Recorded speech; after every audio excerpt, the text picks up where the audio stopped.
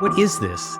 Is your voice being disguised like AB? Troy, are you talking in a can that's attached to another can by a piece of string? You coming through my AI glasses? Is that the only way you listen to like 7 hours of Zuckerberg podcasts? Through your meta glasses? Well, it's good to see you guys. There's a lot to chew on this week. There is a lot to chew on.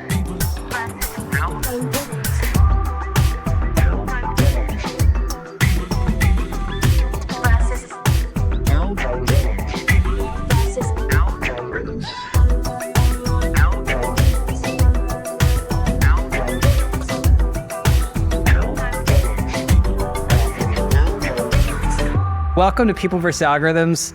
I'm Brian Morrissey. Troy Young is here with his Meta AI glasses. Yeah, this is a real turnabout because you mocked Alex for months. It felt like months at least, for his leading edge adoption of the Apple Vision Pro. And so now since you're a known Zuckerberg fanboy, you're on the Meta glasses. So welcome, Troy, and welcome, Alex. I'm glad we made this happen. We've got the time zones up. We've figured them out. Yep. We have understood that there's something called Alaska Daylight Time. So I don't know what your week has been like, both of you, but my week has been marked by my pilgrimage to the Fontainebleau in Miami Beach for the Possible conference. This marketing, advertising, media industry is filled with these types of events, and they're usually weirdly in sunny places. They're never in Cleveland, I've noticed, but they're very important. And what's interesting to me about them is that they present as this one presents as a marketing conference. They say like a third or something like 37% of the 5,000 people there were brands. I didn't really see many. It was mostly a plumbers convention. It was sort of, it was all the intermediaries, all the ad tech and martech companies, and it was centered in the lobby there. The lobby just was this heaving mass of sales energy. And, I like sales energy. I love it. But it really reminded me that when we're in this weird in-between period where I feel like we're waiting for shoes to drop in a lot of areas, which I think we'll get into. But I'm reminded of, in this area that I know fairly well, we've been waiting for now a generation for all this automation to kick in, and it just creates more and more people. Like, there were thousands of ad tech salespeople there and doing meetings, which is also known as socializing. The entire point of this industry was efficiency and automation and all this. And I'm sorry, it's not working. And I don't think AI is going to change that. Humans will always find a reason to go to a place for quote unquote networking that happens to be a lot of socializing in nice places. I mean, next month I'll be in Cannes. That's what it's all about. So that's my high level thoughts about that. Troy, you were not there. Alex, I didn't see you there either. We were there. Alex and I were there, but we were low key there. You were low key. Okay, Yeah. like the brands. We just did the cool parties. Okay. Yeah, Well, we were at the parties. You were not. okay. I had a couple great dinners, actually. Brian, Yeah. what did you expect, Brian? So let's just map out some of the big vectors here, okay? Vector one is these things are always filled with salespeople, a lot of them really nice people. They are all the same people. They all know each other. They're all good friends. It's a nice outing. I know many of them, like many of them. Secondly, there's been a kind of radical change in the monetization of the internet, meaning you need salespeople more than ever because you got to get money from somewhere. And so I guess they were out in force, right? So there's a lot of new people with a lot of new AI things trying to figure out what to do and how to make money for publishers. So they were there. Wait. Correction. They were not trying to figure out how to make money for publishers. That's incorrect. Oh, yeah. But the other vital sort of macro fact in this business, and it's kind of always been that way, is that the middle of it survives by skimming money off of a fountain of ad spending at the Fontainebleau. So there's always a little bit of money for everybody in the business. So there's lots of small companies that do, modest amounts of revenue and have money to go to events like this. And it's one of the great tragedies of the media world. Why do you think it's a tragedy? Because, I mean, in some ways, I hear what you're saying, but there is a lot of look at where the money's innovation. going. The money that was spent on the hotel bookings for Dude should have gone to a publisher. It was over $2,000 a night to stay at the Fontainebleau. which by the way, Alex, Anyway, it's we're going to pronounced bore fountain Alex. blue. This is no one's interested in this at all. A lot of people are interested in it because I think it's like it's a little bit of, I like narratives and I like metaphors. And, the Fontainebleau has, Maurice Lapidus is the architect there. He's known for his Art Deco architecture here. And he built this famed stairway to nowhere that serves as a handy metaphor. Well, no, there's a lot of innovation that goes on in here, I guess. And I understand, like, it was a disaster. Ad tech was mostly been a disaster for publishers. I think that's like the reality. And now there's what I noticed here that was interesting was that there is a new crop of startups in this world that are all AI this and AI that. And they've started in the last like 6 months, and they're mostly ChatGPT wrappers to do something in like the creative or optimization process. And it takes very little to start these companies. So people who complain about there being so many like ad tech companies, there's going to be like infinity of these companies. That was my big takeaway out of it. Oh, that's great news for everyone involved. It's great news. But Gary Vaynerchuk was there. Vaynerchuk, yeah. Vaynerchuk. They had a yacht in the Indian River. Great. That's great. Is he still pitching his book? What does he do now? He owns an agency.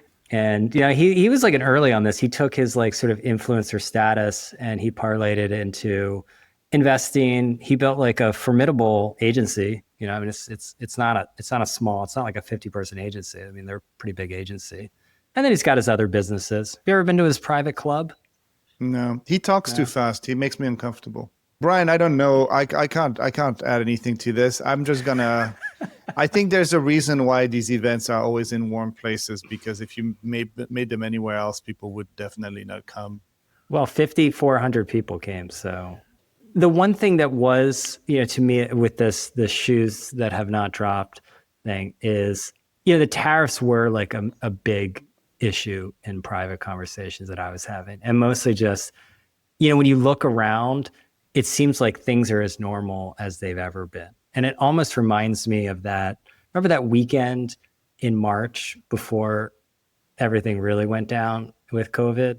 And it was like, oh yeah, we're going to have off like from work for a week, or we're going to be quote unquote working from home. And it was like nothing, it's like, yeah, there's a few cases here and there. I kind of feel that way with a lot of things going on right now. And the tariffs were like a big one, is because we did a dinner with like marketers and agencies. We're part of this economy. I'm another middleman. And several were like, oh, I was going to go, but we can't because we have a travel freeze because the tariffs are coming. And companies they're ready. They see the numbers. The CFOs are going to their tool set. And, it always starts with cutting back on travel, non-essential things. And then it goes into advertising. You're starting to see that in advertising. And then it comes down to the tougher things. And it seems like this is sort of the direction things are going. And we're just in this weird in-between period where, at least for me, like I look around, I see people still spending a ton of money on lots of different things just in the economy. It doesn't seem like any of this stuff has like filtered down yet, but it's coming. I don't know. Oh, it's what are coming. Your thoughts on this? It's definitely coming. I'll let Troy give his thoughts on it, but it's definitely coming. You said, what a great theme, the shoe to drop. I was feeling this last week when I kind of wrote that little blurb about the chaos economy, that I felt like on one hand, we saw the potential of massive innovation because of these, kind of democratizing technologies, but AI in particular. But at the same time, if you read the news, you literally are terrified of where we're going. Do I feel like, there's kind of economic disruption on the horizon that's going to impact a lot of people and a lot of small businesses? I do. You can listen to a lot of other podcasts to get endless analysis on the impact of tariffs. That's not what I'm going to do. I'm going to tell you, my observation is around what I'm seeing in my day-to-day, and how I can't imagine a world where the jobs of many people that are in sort of a kind of world somewhere between insight and executive on the far side and kind of like, kind of safe hands, entry level roles on the other side. How so many of these people, which are sort of analysts and, junior attorneys and, lots and lots of consultants and Strategists.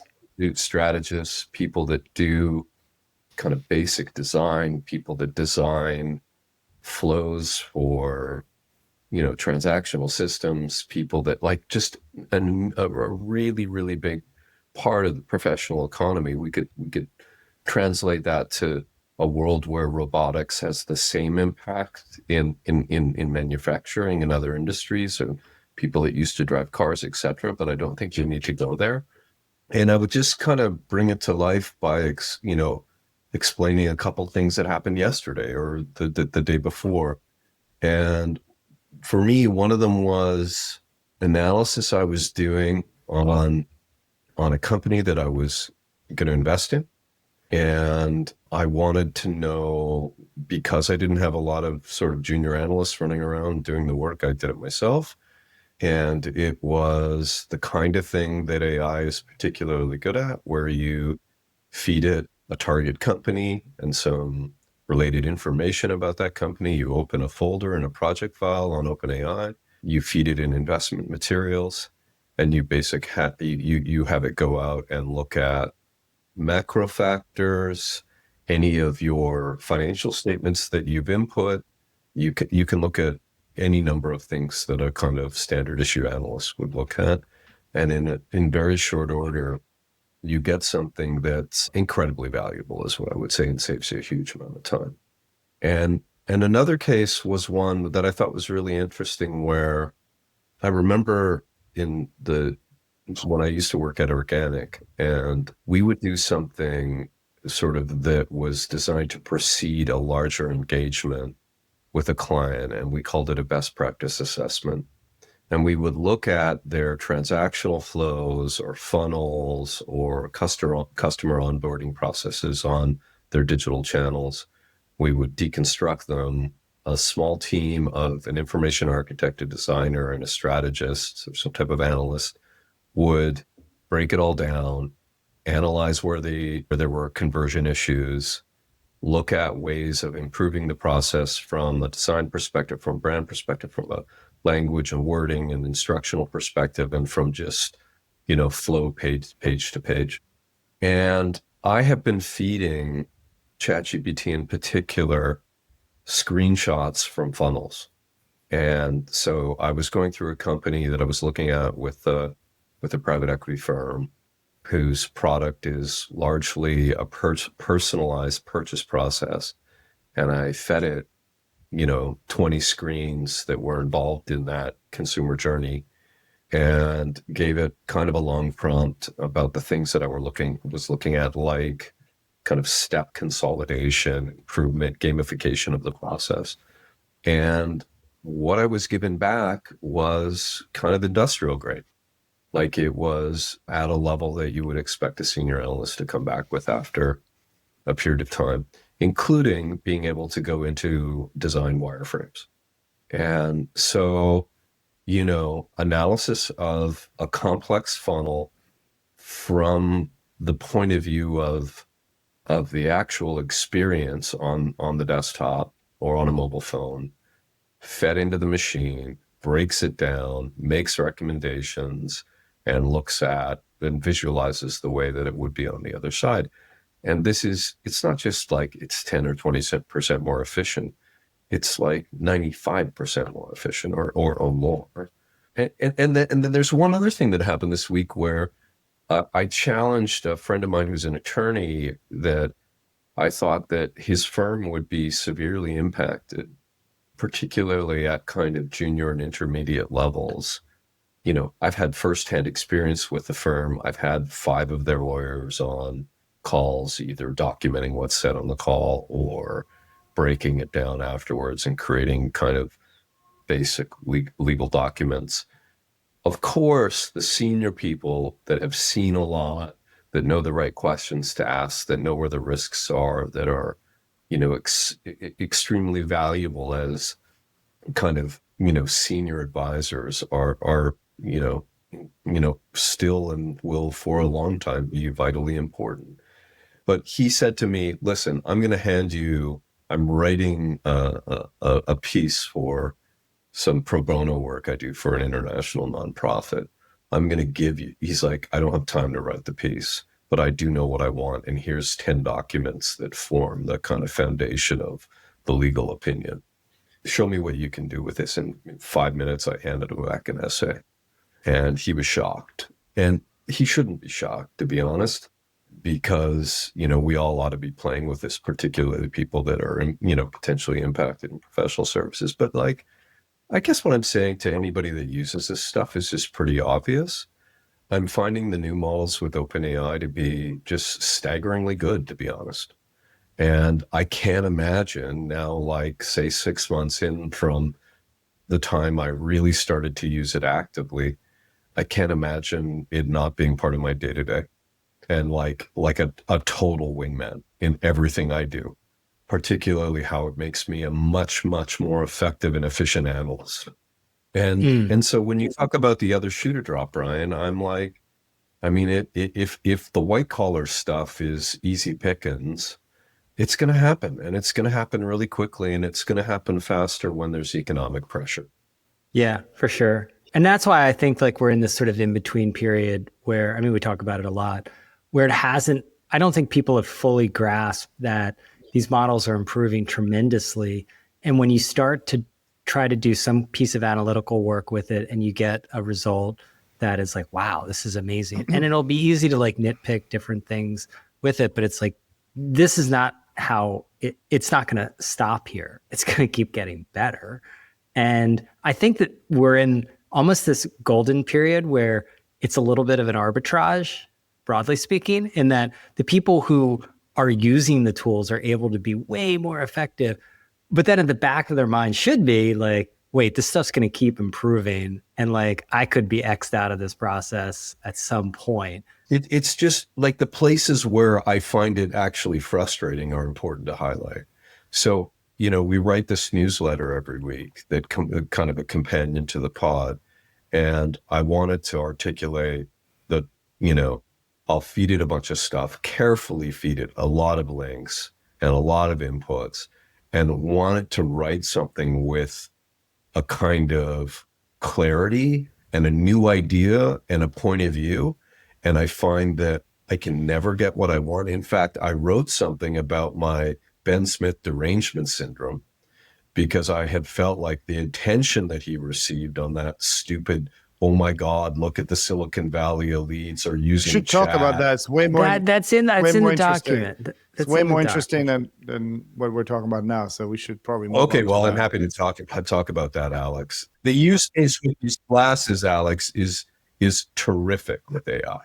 Like, I'm walking in the botanical gardens. I want to grow a flowering shrub. I look at it and I just say, what is this? And it tells me, and I'm ready to go. So you just like to close because Zuckerberg's talking. Let me. Can I say a few things about AI, because I think we're rehashing old ground here. But the way we use AI today, and a lot of us like kind of like the normies use AI today, is very much we're just interfacing with a chat. We're interfacing just with a chat interface. And am I a normie in the story? I just want to follow along. I mean, you are a normie, yeah. We just use the chat interface. We kind of have this core interface that we apply to everything. What we haven't seen yet enough of is specialized tools. And I think those specialized tools are going to make a huge difference to the capabilities of these things, even with the current models. Over the weekend, I was testing stuff out with an engineer that's really good at using AI. And the way he uses AI is completely different. Like the way they use them with kind of those code editors and stuff like that, it's not just prompting, which you can do, but they create these kind of XML structures of rule sets so that the AI just delivers information and creates things within the rules that they've defined. They create checklists and ask the AI to pause and say, hey, once you've built this, let's check in and come back. And the AI is tracking an ongoing checklist that is kind of this running document of stuff. Like, we don't really do much of that stuff when we just interface with ChatGPT. And I think as tools become easier and easier in more specialized ways, we'll see a lot of improvements there. Secondly, like separately on the glasses thing, glasses with AI and speakers in it, they're great. I had the Meta glasses, they're great. I just don't want to wear something with cameras on them. It makes people uncomfortable, and I understand why. But having glasses with headphones in it are great. The future isn't glasses replacing phones, it's glasses and phones. I think they're just going to become a companion thing to the phone. Most of the compute should be on the phone. The reason Meta is pushing glasses that replace phones is because they don't own the phone ecosystem. I think once Apple releases their own glasses, things change. And as long as Apple doesn't completely shit the bed with AI, things will be great. But we should talk about the Ben Smith derangement syndrome, because I'm a little confused by it. What happened this week? Well, Ben Smith from Semaphore, he published I thought it was a very interesting piece. And so he wrote a piece called The Group Chats That Changed America. Okay, it's a little bit of an extreme headline, but you got to sell these things. And basically, he got into one of these big group chats that has a lot of the tech elite and various other characters, including former Brian Goldberg was in there, right? Like a former PVA guest was quoted in one of these group chats. And the idea is, these things are happening. They're on Signal. This one was on Signal. They're in various other places. And I think what the article was meant to do, at least for me, was to sort of pull back the veil on the sort of private conversations that are taking place among our new elites. And this somewhat triggered Troy, who has a history with Ben. We have to put that out there, okay? Because I don't want to get shit from Ben too. I'm an intermediary, as I said. I'm just a middleman. That's all I am. I'm not asking you to take sides on anything, and I have I'm only saying that it was kind of, I think it got more attention than it deserved. That elites, or anybody else for that matter, are using group chats or moved to group chats during COVID shouldn't surprise anyone. That they're circling around the sort of Silicon Valley big mouths like Mark Andreessen should come as no surprise. That that A16 has media aspirations manifest in chat groups or whatever should come as no surprise. There's a quote in there that kind of sums it up. And I guess that this, I guess maybe it's interesting to some people. It was interesting to, for Vanity Fair to write an article accusing these terrible elites of hypocrisy for investing in open platforms, but huddling in their own private platforms, which is absurd. Okay. And then this line, hey, you got to find an angle, Troy. Look, I respect I got it. You got deadlines. You got to produce. That's not the excuse that this constitutes dark matter. Come on, man. And then that this is the single most important place in which a stunning realignment towards Donald Trump took place. I just find it to be like bullshit. Actually, what happened is lots of people across the country changed their point of view on how the country should be led, including all kinds of people that you wouldn't expect, women, minorities, etc. And this stunning kind of realignment in American politics didn't come because of elites on chats. Okay, right? But I'm more interested in the media format of group chats. Being on an A16 chat as the sort of like high priest of like new right thinking is not what converted these guys. I'm sorry. I think you're underplaying the interest of a story like this. I think, to me, there are a lot. Great. This is high-end gossip. We love this stuff. I mean, this is look. First of all, like let's look at kind it's of like high-end gossip painted as sinister. Stop Mark Andreessening us. Let's just go a level. Let me take a step back. Why these stories are interesting to start with, right? First of all, like the story reads about a lot of like kind of like elites talking about themselves being a victim and feeling silenced, so that they have to go into these groups where they're the only places where they feel free to talk. Into it, Alec. Actually, there's no evidence. No. I mean, here's why people like this story. So it's a lot of grievances. It's a lot of stuff like that. Then the population, right, has a general distrust of big tech right now. And the fact that they're talking in channels, or whether they were talking in channels or the country club or in an underground bar or the Las Vegas, a penthouse, it doesn't matter. It's just that they were doing it and that there was this radicalization. And that the obsession and radicalization is also interesting. The fact that they're on there 24/7. You see them on their phone all the time and they're just on dozens of chat rooms talking to each other. That's a behavior that's interesting and maybe not entirely healthy. And then you know that, Alex? Is that true, Alex? Is that true? Have you met these people?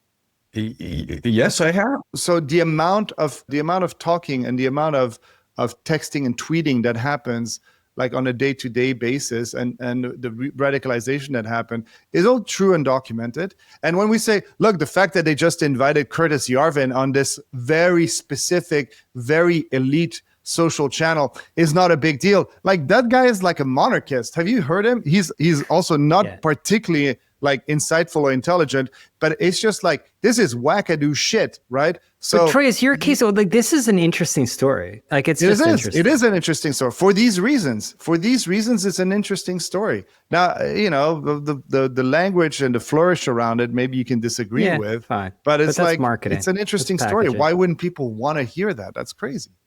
Yeah, I'm like, because there's going to be more information, like the LLMs will take care and AI will take care of all of the sort of information that is visible. There is a case to be made that the future for journalism is just this.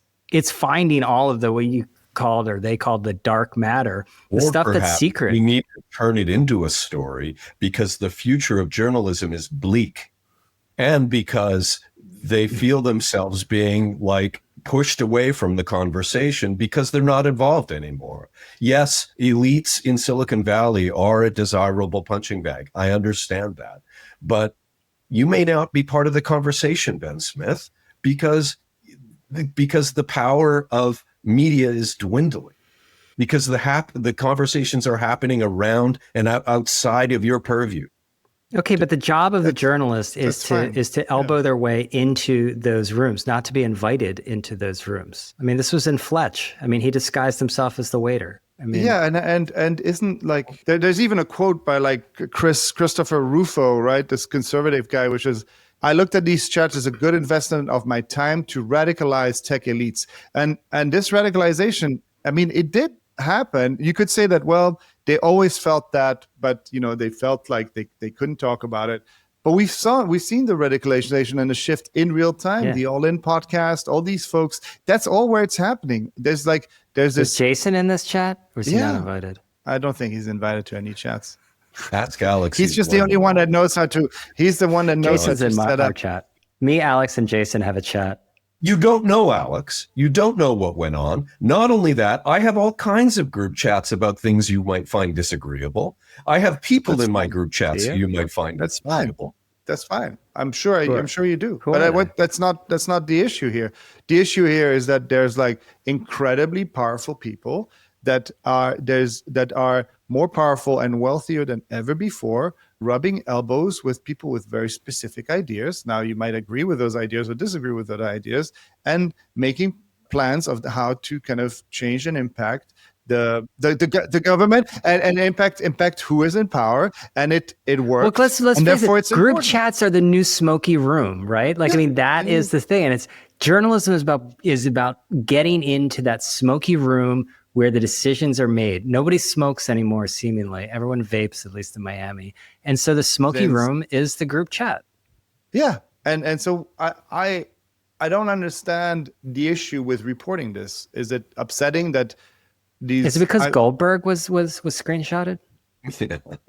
I mean, is it like upsetting that, like, oh boy, these poor billionaires, they can't even have a little bit of privacy? I mean, this is not like Lady Diana being chased into a tunnel, man. This is somebody saying, these guys had these conversations. There were some wacky people in those groups. There's some wacky people. They were having. I think it's a Ben thing. I think this is Ben derangement syndrome. Ben has a history of doing this. He's a muckraker of his own kind. If you remember back in 2014, he got invited to like an Uber dinner with like, and the old thing was like, these tech companies would like do these off the record dinners and invite journalists. and try to work the refs, right? And he was invited. I've been to these, so many of these, and they're all off the record, and you have like some wine and whatnot, and you get ideas and they try to like show that they're great people, and Uber did this, and they forgot to like, tell Ben that it was off the record, or he didn't agree to it or whatever. And then he reported on it because they were saying that they were going to, Emil Michael had a few glasses of wine. I was like, I'm going after like the information for leaking this stuff. And it became a mini scandal. I don't have much love for Ben Smith or anything like that. I just don't understand like, and I think the way he writes stuff is probably inflammatory and Brian likes Ben because Brian feels feel. Okay. Well, as Ben's been on my podcast, and he said, like, it is my least favorite thing about you, but it's there's so okay, that's good. I'll take that. I if feel that's like the I'm worst stuck between my two parents, and they have there's like one of you hates Uncle I Tom, get and it. the other one loves I Uncle Tom, and I'm the kid in the middle, and it's like I can't have an opinion. I understand. I understand the game, and it's okay. To me, what is interesting is not that stuff.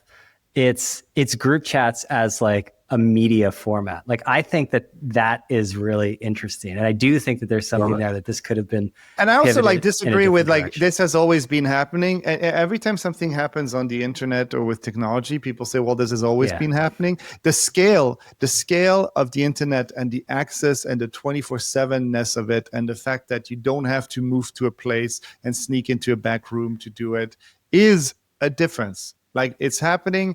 And it's happening across multiple things. And there's hundreds of conversations happening here and there. People are being added and removed. And man, I'm sorry, like, we've seen some of these people get radicalized, like, in real time. Even it's a nice transition actually to my, I guess, I don't know if it's another derangement syndrome. I do on occasion, Brian, like listening to. You got a new TDS episode, Troy Derangement Syndromes. Yeah. All right, go on. I found This Week in Zuck to be interesting. Can we go there? Does he have a new look that dropped? He's wearing the glasses. Okay. But the chain is still there. What's interesting about it to me is how surgical it was, a strike this week, for him to go out and select 3 environments to communicate his company message. And those all corresponded to dimensions of his personality, right? Or his character. One was Ben Thompson, Theo Von for the kind of bro meetup. And the third was Dwarkesh for hardcore tech talk, like AI tech talk.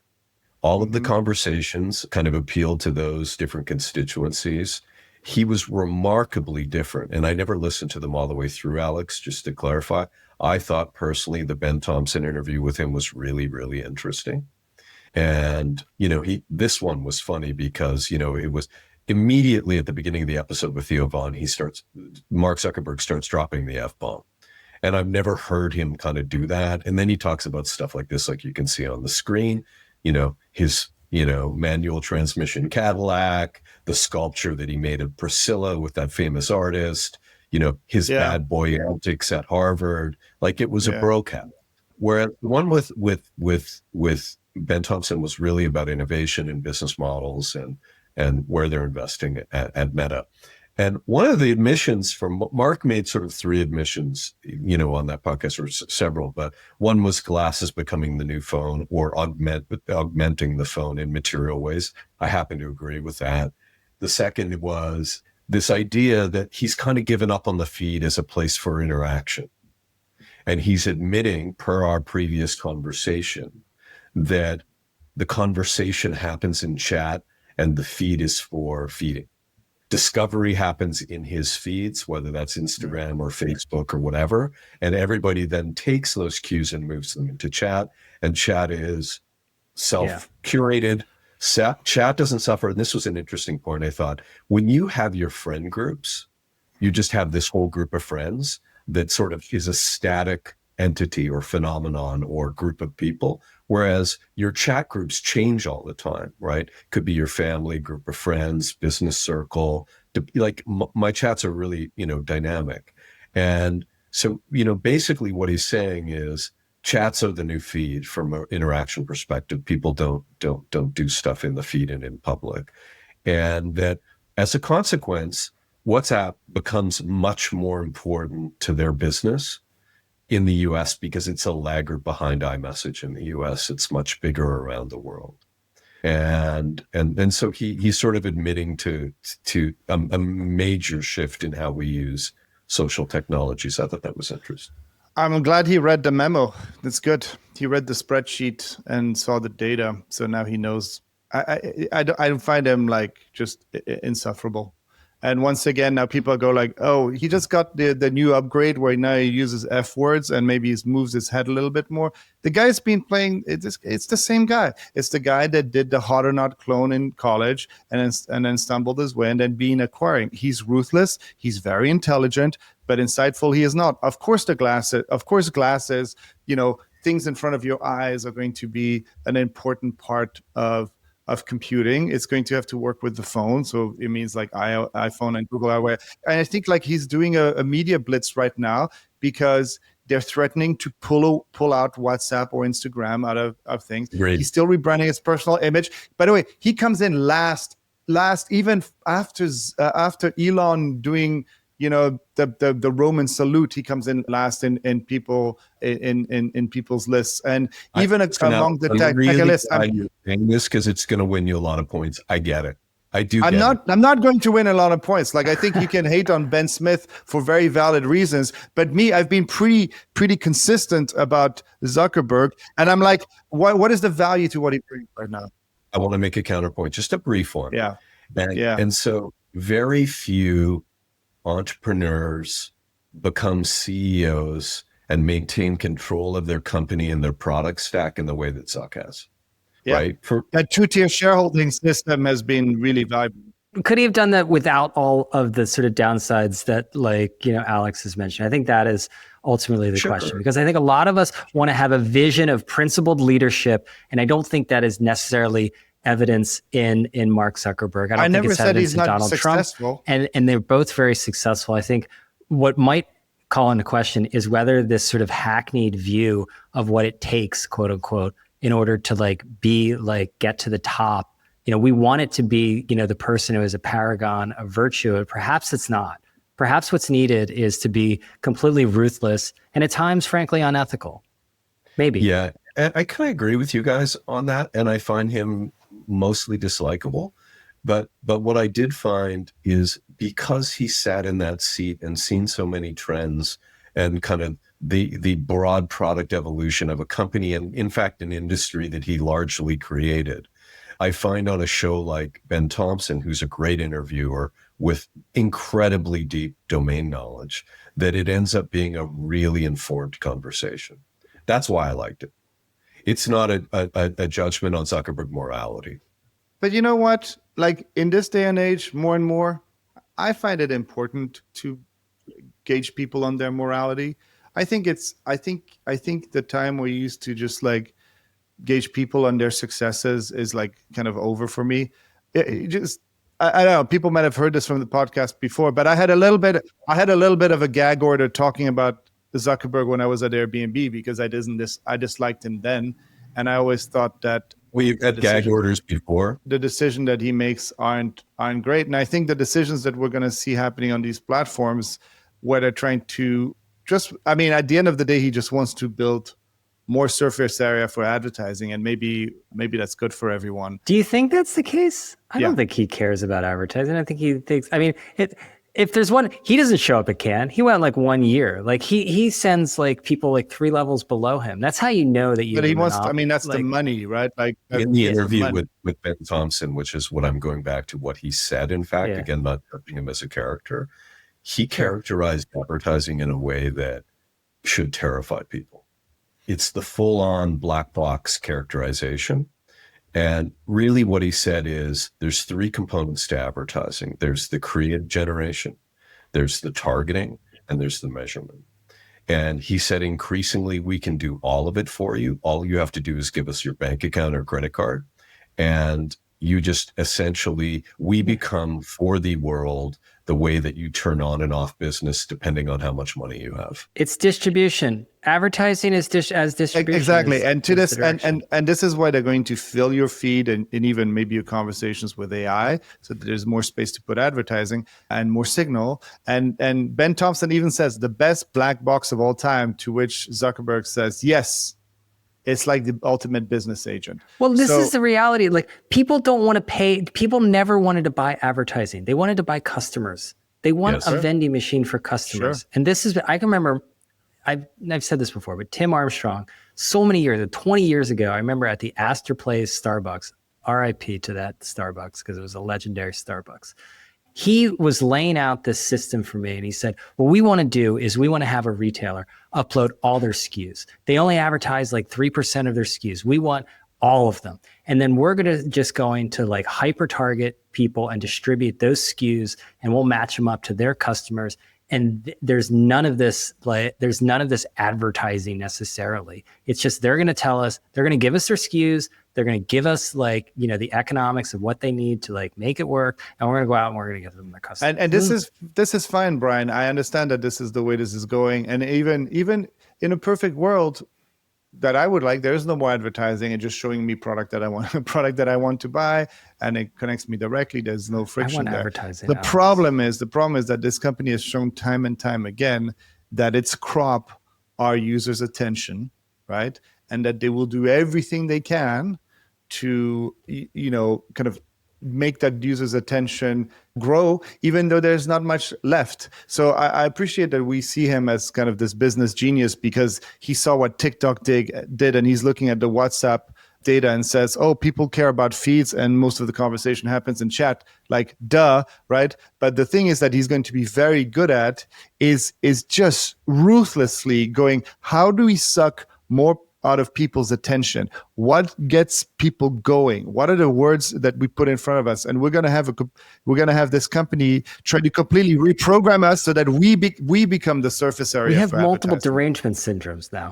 I would say that after he finished describing the black box, he then went on to do two other things.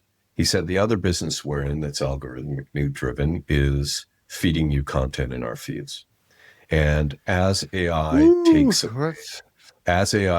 away the necessity of work, there will be more time for what did he characterize it as? Communication and culture, or something like that. And we are going to fill up your time with our feeds. The final thing he said that you will probably find even more disconcerting is he said that he was a little bit disconcerted by the fact that the average human these days has 3 friendships, and they are the connections company, and they want you to have more friendships. Everybody, whether those friendships are real or artificial, whether they're AI. And so he's betting that he can create satisfactory or AI-driven relationships for you, and that they are the company that gives you your little robot friends and your robot therapist, which he suggested that everybody should have one. So he should not be the person in charge. That to me sounds a little terrifying, to be honest. Well, of course, because he has proven time and time again that while he is successful, he should not be the person in charge of what is becoming 30% of people's engagement, not only with media, but with their friends, right? They had internal data showing that Instagram was causing body image issue in teenagers, right? And they didn't do shit until that stuff got leaked, because somebody internally had to leak it. Right. Well, these are like, I don't think you understand that he doesn't. It's a harvested crop, and so it might be great for advertisers until it isn't. Right. But the thing is that we're building these machines that are becoming it's not. Everybody's kind of selling it as like it will know what you want. It's not that. It will make you want something that you didn't want. Right. That's what these things will do. And it won't only do it by now. Oh, well, we used to have this bottleneck, and I'm sure that they think like that. We used to have this bottleneck where we had to have other people create content that we had to feed into a feed so that and line them up with ads so that it would engage you and get you to buy more shit. But now we're actually going to generate the content to change that behavior in you so you buy more shit. And I have no trust in that company that it's going to have any boundaries as to what's okay with that. And there's definitely no regulation that stops them from doing anything like that. So like and I know I'm sounding like I'm wearing a tinfoil hat, but it's like mass scale reprogramming of people to sell them shit that they might not want, and kids and teenagers. Well, a former Facebook executive, Sam Lessin, who's Jessica Lesson's husband, they have a good podcast. You should check it out, more or less. He does these weird like little screenshot essays. I've mostly cut back on X, but I did see this one. And he talked about unwell people using AI as companions and therapists. And this is the part of the second and third order effects that I think, Alex, you're talking about, that Facebook has proven time and again not to be good at. And it's basically like, if anytime you have used, I'm sure you guys have used ChatGPT to go back and forth about things, like it's a total suck up. And I think they rolled back 4.0 because it was such a suck up. And it will reinforce everything that you say. It'll never push back on you. And so I think about that. I'm like, but I don't think like I'm unwell. But like it will reinforce some of the sort of most like crazy ideas that people have, and the most extreme ideas that people have. Now, maybe that can be like reprogrammed or something, but we've seen enough with how these social technologies have gone.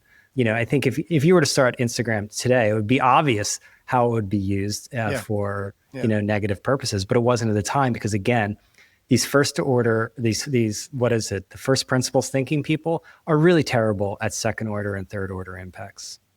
So I recommend checking out the Sam Lessin screenshot essay. I think it's why the Freud empire became this big advertising and marketing firm, right? This has always been about like psychological manipulation, and it's just becoming better and better and better. I think you can probably build tools that are great. I mean, I tried to train my AIs to be a little bit more critical, Alex, because they're not that useful. Freud's grandson started a PR firm. Yeah, that's great branding. I think there's a direct correlation there, because all of that stuff is psychology and manipulation, right? Advertising always has been, right? Maybe that's a stretch, but I think when it comes to even the power that these feeds have, which is why the fear of TikTok is, I think, valid, that you can, change opinion with feeds, that you change opinion just by the way you reprogram feeds, which is existing content that people have made. Now, once you're also creating the content, once you're pushing people to have relationships with AI agents because they don't have enough friends, that's how you solve the friendship problem. You make up friends. You give them like one of those waifu pillows with the anime character on it so that they can sleep and then talk to the AI. That's going to make a very, very healthy society. I think the core skills you end up needing to have are being high agency, as the Silicon Valley people say, being willing to get to start quickly, as Troy likes to say, but also having self-discipline. Because like it is just, we are a very individualistic society. And as Alex says, regulations are not going to come and keep us from our girlfriend pillows, as he's showing right now. And so it is going to be on every single person. I struggle with it too, with my X addiction. Like, I'm trying my best. I think I would be better if I had a girlfriend pillow than an X addiction. Yeah, I don't know. He brought it with him to, where is he at? The temple? It's a little weird, but he brought it with him to the temple. Maybe he's getting married. But yeah, like I'm sorry I got so angry, but Zuckerberg can eat shit. I think that company is just like, it's just like such a net negative on the world. And then, they're really good at acquiring. They're really good at seeing around. Like I said, like he sees around corners that other people built, and he's very smart. And then he uses the might of like when he bought WhatsApp, people thought he was crazy. But that's also, it's easy to make crazy bets when you're sitting on crazy amounts of money. And he's a very successful CEO. He's very talented at what he does, but I don't think he considers the repercussions of his actions. But is your beef with him mostly that he's not like anymore like an innovator? Or I don't know if he ever really was a true innovator. I mean, I think that's kind of like the thing that annoys me is when people like take the things that he says as like a directional look at the future when a lot of what he says is just repeating known tropes or just looking at what a data had. Your You thoughts and the are- other normies. Yeah, you're the other normies that have the same thoughts that just You and see the like other a people billion. that don't really see things Look, for man, what they are. he's wearing he got jacked and he's got a chain, so he's just reading out a spreadsheet, dude. He's saying like well, people aren't having conversations on feed. Well, yes, like TikTok could have told you that. TikTok could have, and now there's more activity on chat groups. Yes, that's because that's the stuff that people liked about Facebook when they could just have their friends and talk to their friends, and they're moving back to that. And iMessage nearly helped your. What do you guys think about, though, just to circle back to the group chat, like group chat is like a media format, like, because LeBron has this media company, and one of his like advisors, this guy Adam Mendelsohn, he has this company called Off Ball, and they're trying to do like the Drudge Report for sports, but they did a partnership with LeBron and his company in order to do this rolling group chat during the NFL draft, where it was like LeBron, Mav Carter, his like business manager, who's like also a quasi celebrity, I guess, these days, and one other guy who I didn't actually know. But it was basically like their group chat during the draft, and then they were joined by CJ Stroud, and people could respond, with this WhatsApp community product. They could respond to it, but it almost like felt like they were part of the chat, even though like LeBron wasn't necessarily responding to like every like random person who was chirping at him. But I don't know. I wonder how to integrate this group chat thing into a media product. I think it's a great idea. Economy. I think there were some startups that tried that, and I think our friend Michael Sippy Troy had an idea of kind of the chat show, which was kind of a podcast, but that was handled in chat. And I think there's like likely also a way of selling access, even just view access to ongoing chat groups. But part of that, I mean, really feels that like some of the stuff that Substack's doing with their chat feels like that, right? Like we could move our WhatsApp chat. Let's do it in Substack. We'll do it PVA Platinum. Yeah, where we just talk in Substack. I mean, it will mean access. That Troy needs to hold back a little bit and not yell at me so hard. People might switch sides. People should see it. People should see how difficult it is to get this program out every week. Troy, here's this camera that you should buy. Go fuck yourself. Troy's like Burgundy. Troy, by the way, you look so good on this camera. You look so good. That's a total misrepresentation. What we could find out in the group chat is that you're incapable of booking a meeting and that you're massively passive aggressive. I know I'm active aggressive today. The best way to shut you down is to post so much that your little brain can't process the wall that's going on. Yes. Well, I mean, it's hard to manage when you also have a job to deal with. But I do think that there's something, because Alex, you made the great point that media is going in a participatory direction, and participatory products are much stronger than one-way communication products these days. Mm-hmm. And I think about how in the post-page economy, because I have a lot of these dinners, and I'm always asking, like this week we had one, I had two actually, but one with publishers where I'm always asking, like, what are your plans post-page? Do you really expect to be, in the web page economy in 5 years? And then usually I get define a page. Whenever everyone goes into definitions, they don't have an answer for it. That's fine. Like when they say good question to me, that means that they got to think about an answer. We do it? Shall we do it this, like starting this time, like move some of the conversation to Substack? Just open it up.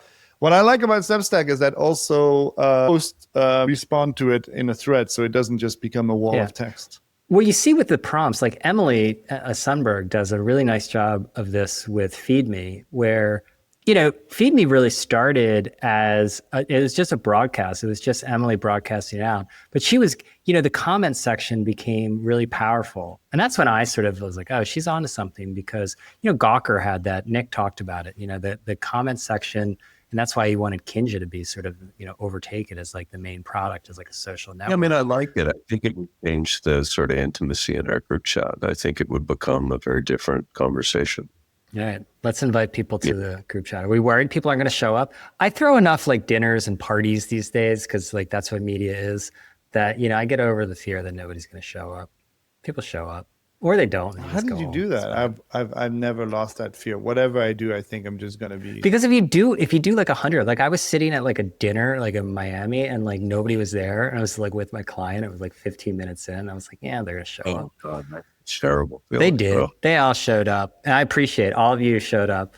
One person that we both know, Troy, did not show up, and I'm not going to name that person, but that's okay. 2 other items in unrelated news, Brian. I don't know if you want to take them up, but we with all this stuff, you guys are concerned about, and I think people are rightly concerned about the power of these interfaces and platforms, and probably cheering on the government to kind of put a little more pressure on and break them up. Apple was handed kind of a stunning defeat with Epic today. Yeah, incredible. Oh, that's still going on. What is it? Can you summarize it, Alex? I'll summarize it to the layman. Basically, the judge got very angry at Apple, exceptionally kind of just like pissed off. They kind of got burnt by the judge. And basically the thing that they can no longer do is that they can no longer tell app makers, you're not allowed to send people to an external link. Like the thing that you couldn't do, and I want to remind people of that because it, for folks outside of tech, it sounds crazy sometimes. When you had an app and you wanted to do an in-app purchase, you could do it with Apple, which was fine. It's a fast way.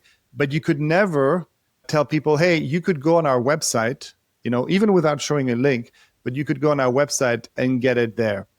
Let alone tell them that they could get it there for cheaper, let alone make it a button that sends them to a secondary payment system. All of these things were illegal, were outside of Apple's terms and or services. I like that you called it illegal. It shows that they're the law. I mean, they are, right? Like, and I think it's massive that now all of that stuff is basically, I mean, they will, of course, contest it, but all of that stuff is basically being pulled back.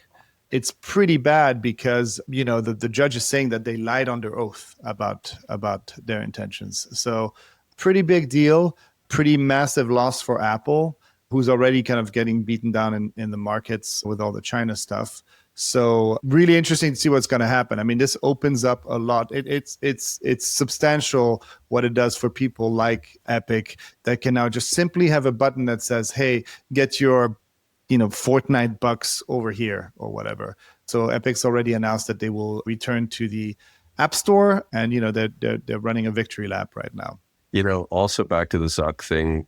Sorry, Alex. Sorry. He characterized. There was a time that you'll remember very well where, on the internet, on the web, Facebook had platform aspirations and had created an environment where developers could make games and other types of applications. At one point, it was that revenue was 20% of Facebook's revenue. But as the activity moved to mobile, they couldn't do it because basically Apple wouldn't let them do it. And in short, you couldn't build a platform on a platform. And Apple was the platform, so Facebook couldn't be the platform. This is a very important sort of historical thing because in China, WeChat became a platform.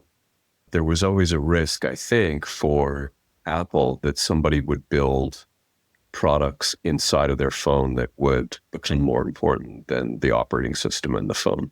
Right. The control was exercised in lots of ways, but the App Store was a big part of it.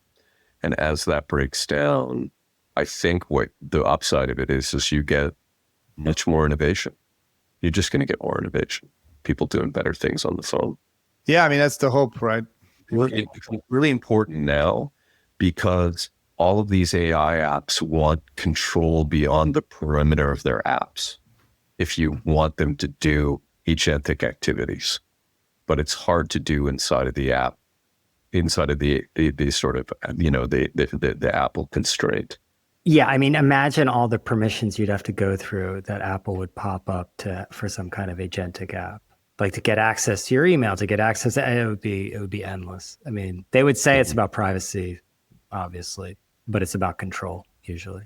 It's interesting. The last thing that came out of our group chat that interests me was that article you shared, Brian, from the Wall Street Journal about sort of Trump metastasizing down to the cabinet, where they're all participating in social media now, doing the same they're all kind of Trump. influencers. So you can watch Pete Hegseth do push-ups and stuff with, the troops, or it's kind Christy of Noem, is it Kirsty Noem, the Homeland Secretary actress? She's out there. She's like going on raids. She's unsteadily holding like a machine gun and scaring the shit out of the guy next to her because doesn't have good muzzle discipline or whatever. I don't know. I don't either, but I don't also cosplay like my reaction maybe is naive to this, but I just sort of you can see a world where where was there a CBS interview? Was it ABC interview last night, Trump? Where he was like, "You're a nobody. This is your big shot." Yeah, and then the interviewer, who was a sort of secondary character, because Trump refused what's his face. It was the main anchor, Stephanopoulos. Yes, he refused Stephanopoulos and one other person. Anyway, the point is, he said, "Well, what about tourism? Like all of this is really dampening it." He said, "Tourism is great. Everybody's coming." Yeah, Canadians are definitely flooding Florida for sure. They're not, by the way. And so I guess when I read that Wall Street Journal thing, and I imagined a world where you had, cabinet selections via casting, where you had them all sort of creating this kind of fake reality on social media, where you had, like government agencies are creating Substacks and stuff. Like it's kind of terrifying that there's no intermediary there, and that layer of bullshit becomes harder and harder for the opposition to penetrate. But I think it's a sign of what it's going to be a core skill to this go direct playbook is not just in tech, it's in politics, it's everywhere. And so to me, it's like a core skill you need is to basically have your own sort of media arm, like in some ways. And you bring that's not like it's like, think about David Sachs, right? At first, when they hired him, I was like, okay, well, he's going from like all in podcasts is super awkward. And what's clear is like, they're using that as an asset. That's not a liability. That's moved over to the asset side of the ledger. Absolutely. And so he goes on there, he communicates in his very like rabid, and I think he's a great part of that podcast. In his very rabid way, he puts the administration's case out there again to a very important constituency, just as like Zuckerberg has finally gotten good. I'll give him a lot of credit. He's gotten good at this kind of communication, right? He was an incredibly awkward and poor fit for the kinds of communication that used to be required of CEOs. Like formal presentations at conferences, guy was terrible. One-on-one interviews with a journalist, I mean, legendarily awful. It used to be much harder to do these interviews because I think people used to think it was much more important not to say the wrong thing. And I think over time, over the last few years, we realized that it doesn't really matter if you say the wrong thing here and there.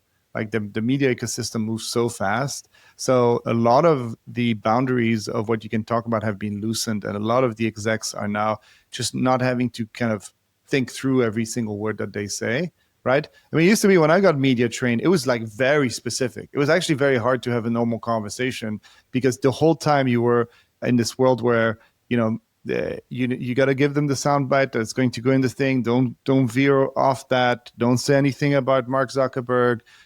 Do these things. And now I would say that a lot of this training has kind of gone out the window, which leads to people just being more comfortable, right? They just noticed it doesn't really matter. And there's always somebody out there saying something crazier than you are. And I think that's a positive development overall. And I think that goes to what you were trying to say, what you were saying, Troy, about like a lot of journalism is seizing on like small things and sometimes rightly and sometimes wrongly, like making a bigger deal about them, right? And we talked about this with the technology brothers, what is TBPN? They'll seize on like one like sentence of like testimony and then talk about it for like a half hour. And this is just one part of what people said. So look, I think it's overall a good thing, but I think the downside obviously that comes with that is I don't even know what's like. I I spend a lot of time in this information space, and like something like that guy they sent to El Salvador with the MS-13 tattoos on his knuckle. Like, I honestly don't know if he had tattoos on his knuckles, if they had anything to do with MS-13, if I should give a shit. I have no idea. Well, you should give a shit, but it was more MS Paint than it was MS-13. Yeah. I assumed it was like photoshopped in there, what I saw. And then it's just like, you just argue it to the death. And then you create some kind of plausible deniability or just enough noise that like eventually it just sort of blows away. And that's why it worries me, because you have this cast of characters using a playbook, fanning out, going direct. And I just feel like it's harder and harder to get information. That piece of Wall Street Journal really sort of like, I was like, wait, what is the other side going to do to fight this? And there's just not a lot of good examples yet. If it's Piker and Buttigieg and like, God forbid, Newsom. Or Destiny. What? I mean, there's a lot. I mean, there's a lot. The Bulwark is one of those things, right? There's like You can't help but always bring it back to high school, as you know, and those kind of rabid, kind of right-wing, kind of debating goofballs were always really good at this stuff. Yeah. Like it was like born this way. I don't know. So I thought that the Ezra Klein on All In with Sachs just sounded like he was constantly just blowing up and getting angry. I thought the All In guys ended up getting the best of him, to be honest. Really? Well, I mean, that just maybe shows your bias, but like I thought, like Larry Summers is not made for that environment too. He like goes off on the Larry Summers. He's like, okay, I'm gonna now talk for 13 straight minutes. Speaking of which, you know what I'm angry for? Why I'm angry for Zuckerberg, because he didn't only bring on teen depression, but also Chamath. I blame Zuckerberg for Chamath, another blight on this world. So there we go. A lot of hate in this episode. Do we have a good product? Should we do good product? Good product is going to be a Substack chat. Look, I'm about to post something on Substack chat to get it going. And I've got a picture of Troy here. Shall I do it? Oh, yeah, let's send do it. I'm doing Why not? it. Let's see how it goes. Look at that. Look how good you look, Troy. Look at that. I'm annoyed with you enough. Yeah, sure. I mean, you're still using the background blur like an old grandpa, but it's fine. It is worth reflecting on, just as we finish this conversation, that, basically stuff is litigated on podcasts now. And it wasn't that long ago that podcasting was a very marginal medium. And we talk a lot about newsletters as being, an important kind of wearing down the kind of traditional media complex. But newsletters are really niche. And, podcasting bridges niche and mass, audio, video. It really is the most important media format in the world. I agree. That's a hot. I'm going to push back on one thing. Podcasts were kind of relegated for a really long time. Podcasts have been around for 20 years. And for 20 years, they were just, they were always kind of like a tertiary thing that people used. And it's one of those things that we thought was dying with the old internet, but it has this weird resurgence. I don't think it's really interesting, actually, because it became kind of this truly democratized way of pushing content out. But also, I think the format, it turns out, was one that we always liked. And, I think it makes sense. Thousands of years ago, we would sit around and watch two Greek dudes in, robes argue over shit. Right. And it's the same thing. It's like the Greeks started the group chat. The Greeks started the group chat. That's the title of the episode. Do we have a good product outside of group chats? Well, you know what it is. I'm wearing it. It's a good product. What is it? I like what Alex said about the camera. I'm talking about the Ray-Ban Meta glasses. Have we ever had it as a good product? Alex made a good point that the glasses are a kind of front to privacy. And I get that. The camera. The camera is essential, though, because one of the most important use cases is AI and camera together so that it can, deconstruct what you're seeing automatically. But I'm pretty convinced that this is a major, major wave of device and interface innovation. And that little things like walking out my front door and just saying, hey, Meta, what's the weather right now? Is much nicer than typing it in my phone. And my connection to the world, because I don't have silence that the AirPods give me, is nicer. So I can kind of hear what's going on around me and talk on the phone and listen to a podcast. And it's pretty nice. Yeah, I mean, the reason I returned mine, I really love them. I thought they were great for the reasons you're saying. You know, because AirPods are also a great AI device, but they're kind of in your ears, right? And even with transparency, it's odd. I've been looking, and if anybody on our audience knows one, I've been looking for a pair of glasses that doesn't have the camera, that just has the speakers. And it's either that the cameras need to be way less prominent, or there needs to be something that closes up in front of them. Because even today, I mean, here's why I think the phone's not going anywhere. Number one, a screen like a phone that is fully universal, that you can show someone, that has a way to interface with your fingers, that we're always going to have that in our pocket. I think we've reached a pretty kind of like foundational computing device. Glasses are going to be additive, which means you'll look at your phone less, hopefully. And then I think the other thing is like the socializations of cameras, which at first, you know, when cameras came out on phones, people were uncomfortable that the phone was even on the table.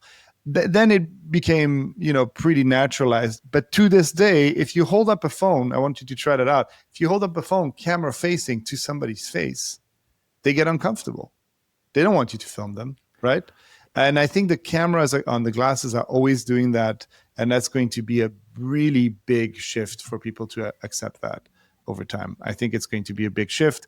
And I really hope and wish that Apple just releases glasses with headphones and microphones in it that connect to your phone, and then you can use your phone's camera when you want to communicate with the glasses, because I think that's just like a socially much more appropriate way of doing this. Yeah, that's the move. And integration with the phone, just like, you know, the Apple AirPods is always going to be better from Apple. So let me ask you this: with the, like, when you put the camera on, is there like a flashing light or something? Yes. That tells people? There's a little Yeah, dot. there's an indicator. There's a little indicator. Because I guess to me, and maybe this is just the in-between period, like it's antisocial to wear around that kind of thing. Like it just is. Yeah. Like to go around, like I've seen like videos where someone's like, that's a camera, that's a camera, that's a camera, to some like guy who's like talking to like a woman. Like, and I don't know if that's indicative, but I just think we're at a point where, I don't know, to go around like wearing a camera on your face seemingly surreptitiously is antisocial behavior. No offense, Troy. But they're great. Not take it. I would buy them in a heartbeat if there was one with no cameras. I wouldn't. I hope they don't take off. I really do. What you don't want, I mean, imagine. I don't want a face computer. I don't want it. You want them to. I don't want it. Imagine there's them taking off and there's them taking off and Meta wins the day. If Meta if Meta is the one that wins that, you know, platform shift, then they're going to have plenty of surface area to you know, get you to buy shit. Wow, that's just like a wet dream for them. And I'm just imagining going to like the Fontainebleau if possible and like talking to like someone and they're like looking at their emails while they're like talking to me like on their. I would say that glasses. the possible conference at the Fontainebleau would be one of the first places where you would see those broadly distributed. I'm pretty sure it was back in the day. It was a Bluetooth headsets conference. Yeah, it's a hive of antisocial activity. Giveaways at the ad tech table. I did make a joke about that because there's so much swag at these conferences and there's little like plastic, you know, fans that keep you cool. And I was just thinking that like, oh my God, these things are going to be made in Wisconsin and they're going to cost like $20, $25, $30 a pop. So we might get less conference swag. I guess that's okay. It's all landfill at the end of the day, so that's all good stuff. Hey guys, AB is here. This is Overtime with AB. I never get to see Alex. He's always left. He's gone back to work. He's like, Alex is like Snuffleupagus. He's a Snuffleupagus of this podcast. So what do you guys want to talk about? So I want to talk first of all, I was at this big marketing conference here in Miami. It's the front end to like F1, I guess. I don't know. But there was like 5,000 something people here. And, you know, these events are like filled with ad tech, martech, you know, all the middlemen in the sausage factory. And something that was pointed out to me and I noticed a lot is there's been like a Cambrian explosion of AI, MarTech, AdTech, point solutions. It's point solutions done all over again. All the companies have existed for like 6 months and have like a logo off of ChatGPT. And they're like 2 people. And like, like everyone complained about the Lumascape, there being too many companies. It's like, oh, wait. Is that something you're seeing? It's just like, it seems like there's basically no barrier to entry to create these particularly agentic AI marketing tools. Yeah, there seems like a lot, and it's really hard to figure out if they're useful. I know just in my specific, in the finance space, Brogo just raised another Series B round of like $50 million. And even that, where they have really strong institutional investors who also happen to be banks, have really good VCs in the cap table, have been working on it for a couple of years. Like, it's not that great of a product. And so I would say what you're seeing in the MarTech and AdTech space is people trying to get market share by wrapping it up and saying it's AI, but I don't know how valuable it is. Yeah, that's definitely my inclination. AB, you made a good point in the chat about AI becoming justification for mergers as a challenge to, any type of government resistance.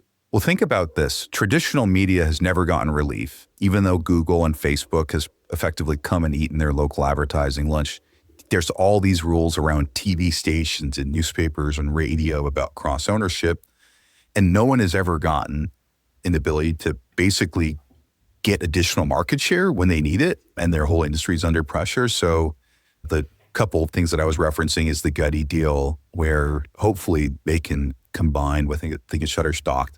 And normally you would look at that and say, okay, they're going to look at it. This is the big antitrust thing. But in the world where OpenAI and ChatGPT can make these images in 2 seconds, and I don't even understand. How do they have businesses? Forget about this merger. Like, I don't understand. Like, they're stock photography. Yeah. No, I know they're massive. Yeah. I've paid them for access to. I'm using the past tense for a reason. I don't understand how, if the market is saying that Ziff Davis and Dotdash Meredith aren't worth that much money, how could they possibly be saying stock photography services have much value?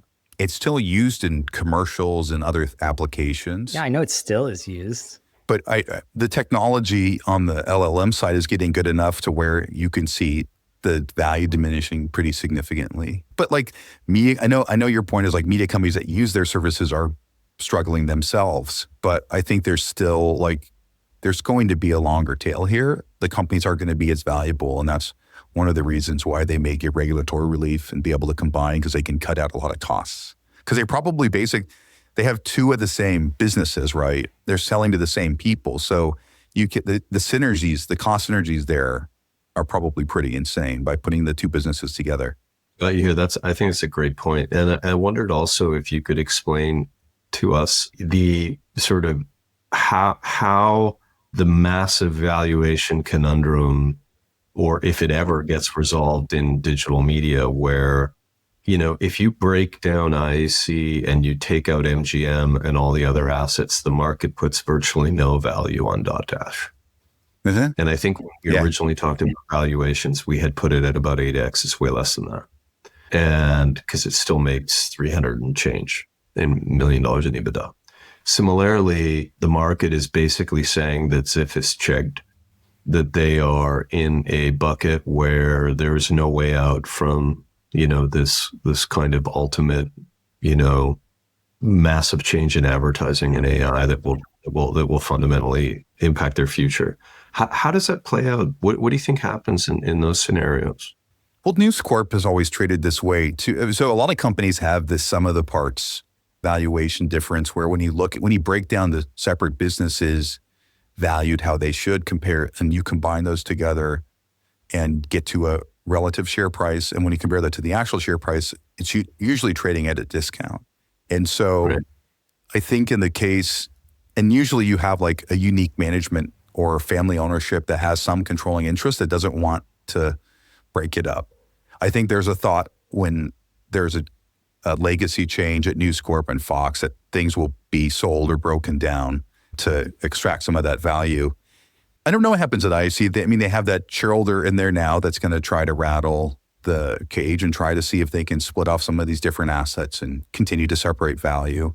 But it's not like rare. It happens. I think on the Ziff question is there's value in those different verticals. It's trading exceptionally low, right? And it's still a good company. It's still growing a little bit. I think one of the problems why the stock's trading down is they just had a hard time deploying capital and finding significant new businesses to buy. They bought the Skim, relatively small business. But Vivek has basically, his thing has always been, trust us. We're going to be good stewards of your capital. We're going to grow a couple of points per year. We're always going to be at 35% EBITDA margin, but we're going to be thoughtful and continue to acquire. And I think one of the reasons why he's trading down is because he hasn't been able to do what he said, which is deploying capital efficiency, finding synergies, and continuing to build. And so when you compare them to Future, they're trading at a discount to Future. So I don't think the business is dead. It's interesting because publishers right now are talking about they're getting more Facebook traffic than they have in the past. They're seeing a pretty significant uptick there. So there's still legs to these businesses. I think at Ziff, it's just been an issue of finding opportunities to deploy capital into at like hundreds of millions of dollars, not $50 million deals. Like you saw today, Polygon was sold from Vox to this company called Valnet. I mean, that's I know a small Valnet. deal. Yeah. I did an online forum with Valnet. They're savvy. Like, they're in the traffic game. The best name that you aspire to have as a media company. It's a tough conglomerate brand name. But does AI change that, like, or does that like accentuate the I think you were referring to the conglomerate discount, which is when markets, value the individual parts more than the sum. Is that like sort of accentuating that at all? I don't know. I mean, I guess it would accentuate it more if one of the companies was going to get significantly impacted by AI. I think what ends up happening is sometimes the lowest valued business sort of drags everyone out, the entire portfolio's multiple down. That's like where the struggle is. And so depending on the ownership structure, even if it's a public company and who's really in control, sometimes you have people pushing, saying, look, we're so undervalued. Why don't you split off, or sell one of these assets in the most tax advantageous way so we can recoup some shareholder value? So I don't know if it's AI. Just this stuff happens all the time. Especially, I guess here's how it could happen. When one core unit goes at it becomes unfavorable, and it sort of lowers the multiple of how people perceive the whole business. It lowers the value of how people perceive the whole business. Oh, okay. Got it. Anything else on your docket? No, I don't think so. I was just going to talk about the one funny thing about this whole texting is in finance, like at certain banks, when you go into the elevator banks, it says like, do not text your client. So it's kind of a weird world where you're not supposed to be texting or on WhatsApp or any of these things because they want want all of your stuff to be recorded. Well, yeah. I mean, it has to be discoverable, right? Can you use Signal? You're not supposed to. Okay, that says you are. Okay. I'm not using it. I use it with my friends, but I'm not using it. So it's just an interesting thing where this is like the one time the regulators went after the banks hard, and they won like judgments of hundreds of millions of dollars. It wasn't like a $10 million slap on the wrist. So. Okay. All right.